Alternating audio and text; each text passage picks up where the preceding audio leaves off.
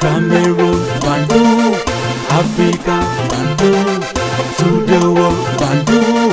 Salut les amis, bienvenue sur votre plateforme. Ici, c'est votre frère, le Djinn Fils d'Afrique, l'homme le plus noir de la terre. Voilà, comme disent mes amis ivoiriens, il n'y a pas l'homme pour moi.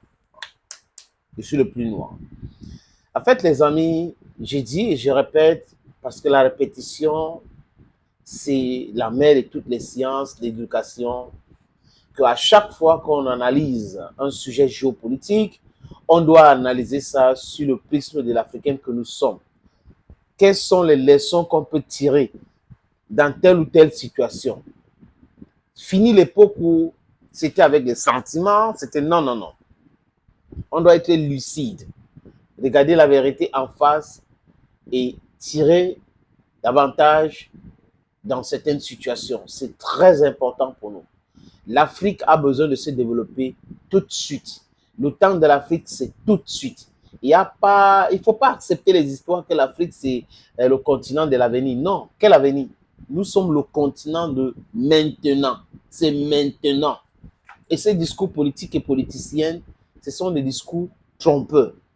Donc, on ne peut pas être dans cette manipulation de façon répétée et n'est pas dit stop à cela. Il parle à tous les enfants d'Afrique qui ont encore leur cerveau dans la tête.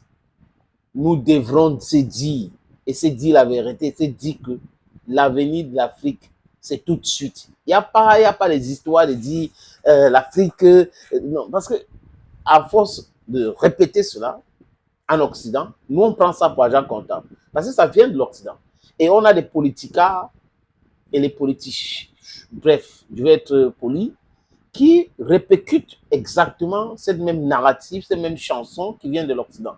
On a la capacité de composer nos propres chansons aujourd'hui, les amis. Suivez bien mon regard. Le ministre russe des Affaires étrangères, le vétéran, le très intelligent, Sergei Lavrov, a parlé devant les hommes des médias. Et il a fait certaines déclarations, les amis. Vous savez très bien, je vous dis ici que les Russes sont des pragmatiques.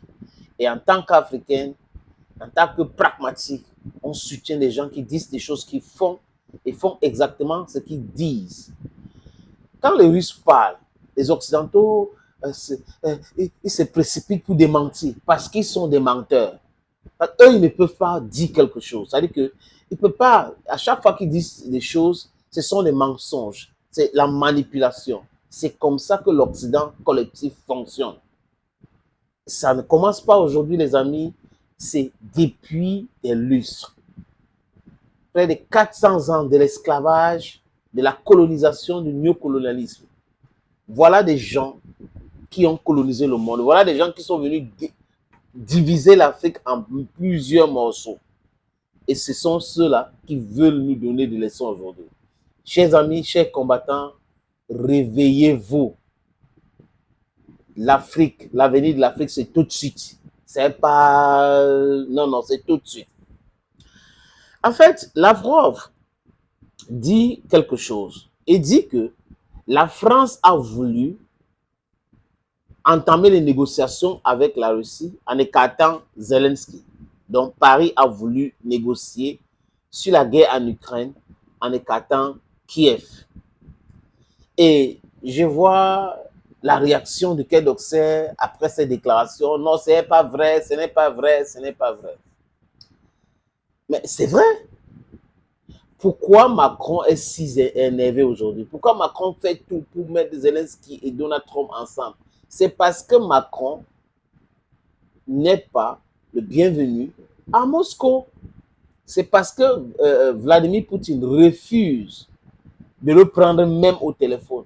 Un président de la République qui discute avec son homologue, qui enregistre, qui met à la télé.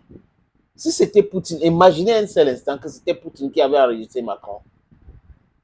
Ben, les Français, les médias français, les médias mensonges devaient crier sur tous les toits. Oh, ce n'est pas bien la diplomatie, la diplomatie. Mais c'était bien. Macron, pour eux, c'était bien. Macron enregistre une discussion avec Vladimir Poutine. Mais Vladimir Poutine lui avait envoyé balader. Je vais aller faire mon sport. Voyez un peu. Donc voilà, c'est la même personne qui est en train d'essayer de donner des leçons partout, qui est en train de faire des promesses fallacieuses. We know who you are, and we know what you're up to, and we know that Russia is on the side of the truth. Lavrov n'est pas venu en conférence de presse pour dire que je vais faire du French batching. D'ailleurs, ils ne font pas du batching. Ils viennent donner des informations. Et Lavrov a dit ce que Lavrov a dit. Donc, Emmanuel Macron, dans sa petite tête, veut discuter sans passer par ou sans impliquer Kiev. Et aujourd'hui, ils vont voir que la Russie va discuter avec les Américains sans inviter même les Français. C'est pour cette raison que vous voyez les Européens sont en train de...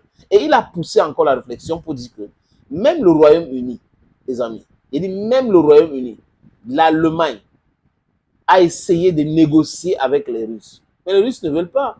Parce qu'ils pèsent quoi? Ils ne pèsent rien. En termes de soutien à l'Ukraine, ils pèsent absolument rien. Donc les gens qui sont dans le bavardage, qui ne pèsent rien, ce sont ceux-là qui sont en train de faire toute la propagande pro-ukrainienne.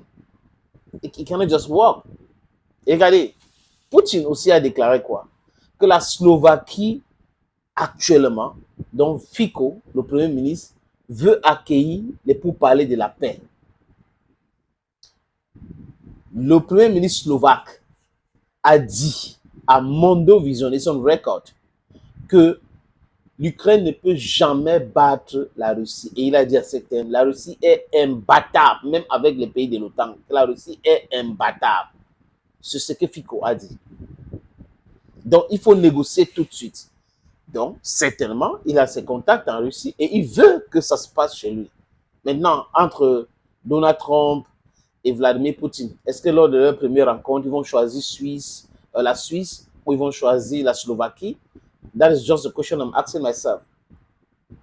Voilà des gens qui ont toujours menti, qui ont pensé que la manipulation et la propagande pouvaient les aider à gagner une guerre. Voilà des gens qui ont voulu créer un pays autre en Ukraine, hein, sans consulter les Ukrainiens, en utilisant un comédien, hein, les amis, sur le dos des Ukrainiens. Parce qu'aujourd'hui, les amis, les Ukrainiens souffrent et les Ukrainiens ne comprennent rien. Zelensky est arrivé au pouvoir avec quoi? Les élections. Pourquoi il n'y a pas des élections? Voilà Donald Trump qui lui a dit qu'il faut oublier les territoires que la Russie a déjà capturés jusqu'à présent. Il faut oublier tous ces territoires, M. Zelensky. Ce n'est pas possible de les récupérer. Donc, si tonton Américain dit ça à Volodymyr Zelensky, qui est donc tonton ou Tata France, parce que c'est la grande dame de l'Europe, qui est Tata France, qui est monsieur Allemagne, il ne représente pas grand-chose en termes de superficie, en termes de puissance industrielle et autres armements, la technologie, il ne représente pas grand-chose. Donc voilà le deux discours. Poutine qui vous dit la Slovaquie va accueillir les pourparlers de la paix. Lavrov qui vous dit la France a voulu commencer les négociations en excluant Kiev. Et par qui vient de non, demande cette information. Non, vous faites pitié. Emmanuel Macron, c'est, je sais pas, mais bon, c'est aux Français de le qualifier, mais c'est un dictateur. C'est un dictateur.